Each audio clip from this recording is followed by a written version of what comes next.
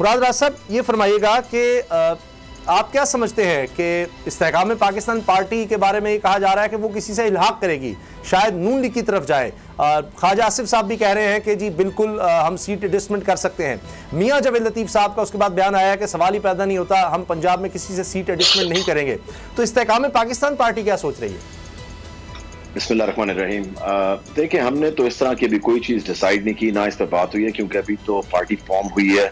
ہم اپنی چیزوں پہ اس وقت دیکھ رہے ہیں، اپنی چیزوں پہ غور کر رہے ہیں کہ کیا کرنا ہے، کس طرح آگے چلنا ہے، کس طرح سب چیزیں۔ سو آئی ڈونٹ تھنک کہ اس وقت کوئی بھی اس طرح کا ڈیسیجن ہو رہا ہے کہ کیونکہ ابھی تو الیکشنوں کا بھی کوئی پتہ نہیں ہے۔ آئی مین obviously ایک چیز اناؤنس ہوئی ہے، ابھی اناؤنس بھی نہیں ہوئی، اس کا کہا جا رہا ہے کہ may be October, may be نومبر، تو ابھی کیونکہ کنفرم کوئی چیز بھی نہیں ہے، سو اس لیے ان دا سینس کہ آپ اس پہ کیسے بات کر سکتے ہیں۔ دوسری چیز یہ کہ کس کے ساتھ آگے چلنا ہے، کس کے ساتھ الحاق کرنا ہے، نہیں کرنا، آئی ڈونٹ تھنک ایسی ابھی بھی کوئی بھی بات ہوئی ہے، کیونکہ we are in meetings every day, اور اس طرح کی بات میرے سامنے تو ابھی تک کوئی نہیں ہے۔ ٹھیک مزمل مراد صاحب، اس پہ کیونکہ ملک میں جو پالیٹکس ہوئی ہے پچھلے 2-3 سال میں، اس میں سب سے امپورٹنٹ پرفارمنس سے بھی زیادہ نیریٹو ہوتا ہے، تو اب بڑا جو ویکیوم دکھائی دیتا ہے اس نیولی بورن پارٹی کا، وہ نیریٹو کے حوالے سے لوگ بات کرتے ہیں کہ آئیڈیالوجیکلی یہ کہاں سٹینڈ کرتے ہیں، کیونکہ اگر تو وہی نیریٹو ہے کہ جو پی ایم ایل این یا پیپلز پارٹی کی 30 سال کی پالیٹکس کا کرٹیسزم پہ بیسڈ ہے، تو پھر ڈیفرنس کیا ہے، ایکس فیکٹر کیا ہے پھر؟ دیکھیں، میں آپ کو یہی بتاؤں کہ آپ نے اس پارٹی میں دیکھا کہ سارے جو لوگ ہیں وہ پی ٹی آئی کے ہیں، جو پی ٹی آئی چھوڑ کے آئے ہیں۔ جو ہم نے پالیٹکس کی، کیونکہ میرے سے کوئی پوچھا تھا جی کہ آپ کا منشور کیا ہے،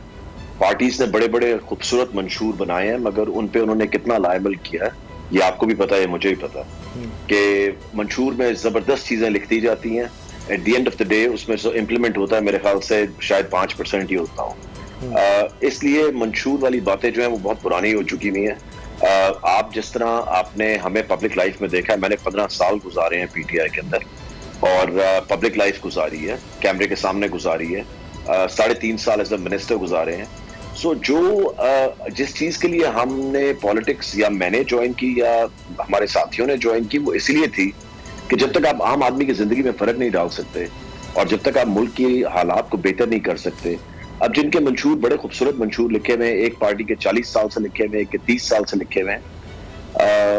آج جہاں پہ ہم کھڑے ہیں آپ دیکھ لیں جو ملک کے حالات ہیں، آئی تھنک 70 سالہ پلس ہسٹری کے اندر اس وقت ہم ورسٹ جگہ پہ کھڑے ہیں، جہاں پہ آپ سوچ بھی نہیں کبھی سکتے تھے کہ 300 سے اوپر کا ڈالر ہوگا، اور جو عام آدمی ہے وہ گوشت یا مرغی کیا وہ تو دال بھی خرید نہیں سکتا ہے۔ سو اس لیے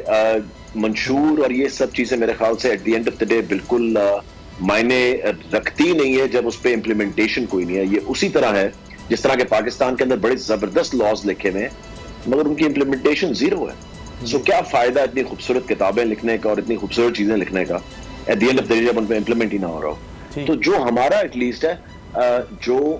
میں نے کیا 3.5 سال ایز اے منسٹر، جو عام آدمی کی زندگی کے اندر میں فرق لا سکا، وہ مجھ سے پوچھیں آپ یا میں آپ کو بتاتا ہوں کہ میں نے کیا کیا۔ تو چلنا تو ہم نے اسی رستے پہ ہے جس لیے ہم نے پالیٹکس جوائن کی تھی،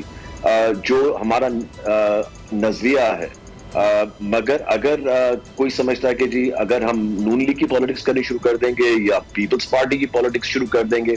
I don't think that will make sense at all۔ اچھا جی، صدیق جان۔ مراد صاحب یہ بتائیں کہ آپ 2018 میں ظاہر ایم پی اے بنے اور آپ کے پاس بڑی عام وزارت بھی رہی، تو یہ بھی جب الیکشن اناؤنس ہوا تھا پنجاب میں تو آپ نے کس حلقے سے جو ہے وہ ٹکٹ اپلائی کیا تھا، اور آپ کو ٹکٹ ملا تھا یا نہیں ملا تھا تحریک انصاف کا؟ نہیں سر، مجھے ٹکٹ نہیں ملا تھا۔ اچھا، میرا وہی حلقہ جہاں سے میں 2013 سے جیتا ہوں۔ 2013 میں 24 سیٹیں تھیں لاہور کی، اور ان میں سے 3 سیٹیں جیتی گئیں، جس میں سے میں تھا اور میاں اسلم اقبال تھے اور میاں محمود رشید تھے۔ سو باقی 21 سیٹوں پہ ہم ہار گئے تھے۔ 2018 میں 30 سیٹیں تھیں لاہور کی، جس میں سے ہم 8 سیٹوں پہ جیتے، اس میں سے بھی 1 سیٹ ملی تھی۔ سو اس لیے اچھا مراد صاحب یہ بتائیں کہ آپ نے ایک اپنا گروپ اناؤنس کیا، آپ نے اور ہاشم ڈوگر صاحب نے،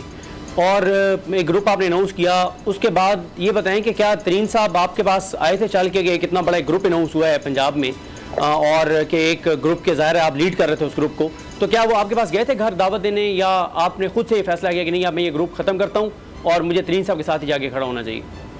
हमारी मुशावरत हुई थी आपस में, और उसके बाद हमने ये डिसाइड किया था, क्योंकि मैं तो खुद देखे, आई थिंक इट वाज उस वक्त वो इस तरह था कि इतने लोग आ गए हैं पीटीआई से, तो मैं खुद जरा आई वाज टेकन बैक कि अच्छा कि ये भी छोड़ आए हैं, ये भी छोड़ आए हैं सब लोग, सो इसलिए मैं तो खुद I was taken back a little, सो इसलिए तो मैंने कहा द बेस्ट थिंग इज कि अगर हम लोग मिलके, क्योंकि हम पुराने इतने 7 सालों के चल रहे हैं, 15 साल मैंने दिए, आप देखें अली जरी साहब ने कितने साल दिए हैं, आमिर कियानी ने कितने साल दिए हैं, इमरान इस्माइल ने कितने साल दिए हैं, आई मीन सब की यहाँ पे तो डेकेड्स की मेहनत है, और जब वहां इकट्ठे थे तो हम यहाँ क्यों नहीं इकट्ठे सब हो सकते, सो उसके लिए। बजट 2023-24 की सबसे बड़ी ट्रांसमिशन, बोल एक मर्तबा फिर सबसे आगे। वजीर खजाना की बजट तकरीर की सबसे बड़ी कवरेज, 62% अवाम ने देखा बोल की स्क्रीन पर। Welcome back to the budget transmission. सबसे बड़े पैनलिस्ट और रिपोर्टर्स की बड़ी टीम ने बजट के लम्हे लम्हे की अपडेट से किया बाखबर अपनी आवाम को। में यूं कह रहा हूं कि एक तरफ ये ख्वाहिश है कि लोगों को रिलीफ दी जाए, क्योंकि इलेक्शन सर पर है, तो कोई ऐसा बजट दे जो पॉपुलिस्ट हो, क्योंकि बोल रखता है खबर के हर पहलू पर नजर, बोल है सबसे आगे सबसे पहले। सब्सक्राइब करें और बेल दबाएं ताकि कोई खबर रह न जाए।